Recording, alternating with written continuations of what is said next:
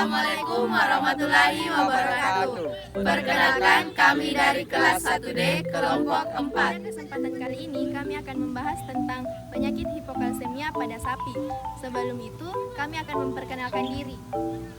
Saya Muhammad Rasul Sudirman. Saya Nigladisa Putri. Saya Dwi Putri Gani. Saya Aulia Safira. Saya Andi Muhammad Amin. Hipokalsemia merupakan suatu gangguan metabolisme pada ternak sapi perah. Terjadi sebelum, sewaktu, dan beberapa jam sampai dengan 72 jam setelah melahirkan. Peristiwa ini ditandai dengan menurunnya secara tiba-tiba kalsium darah dari jumlah sebelumnya.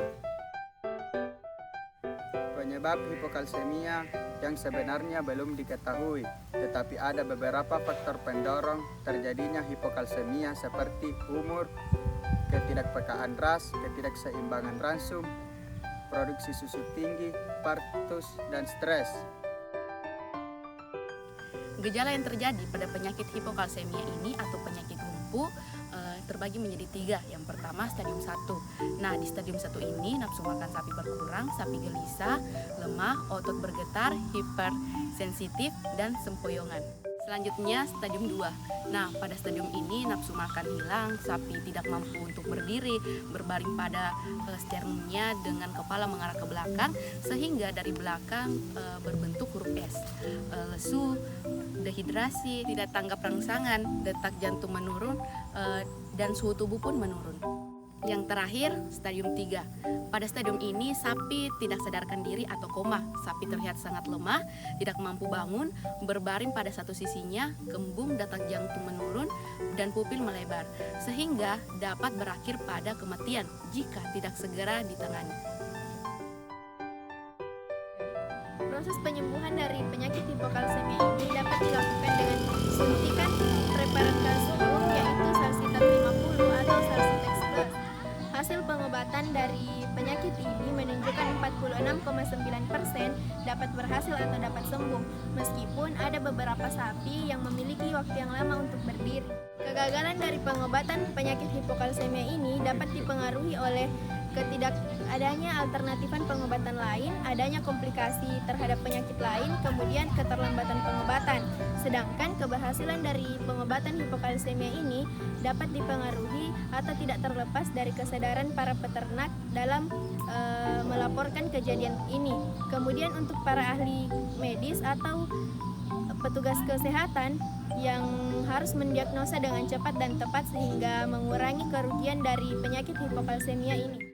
Sampai sekarang ini di kampus 2 Polbangtan Goa sudah ada 5 sapi yang telah mengalami penyakit hipokalsemia dan 1 diantaranya bisa diselamatkan. Pencegahan hipokalsemia dapat dilakukan dengan cara mengurangi asupan kalsium.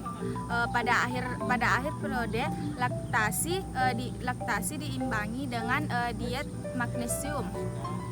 Alternatif lain untuk mencegah penyakit ini yaitu memberi mineral mix pada sapi Anda dan juga mengkonsumsi makanan yang tinggi kalium seperti jeruk, stroberi, kiwi, dan alpukat, dan menghindari pemberian obat yang berlebihan tanpa pengawasan dokter, dan menghindari pemberian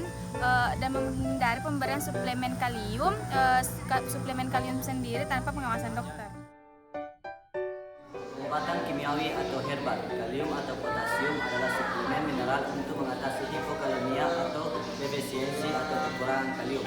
Kalium berperan penting dalam menjaga kesehatan jantung, ginjal, saraf untuk mengatur keseimbangan cairan tubuh dan kontraksi otot. Secara alami, kebutuhan akan kalium dapat dicukupi dengan rutin mengonsumsi pisang, brokoli, kacang-kacangan, kentang, daging ayam dan sapi, ikan, susu, dan sereal.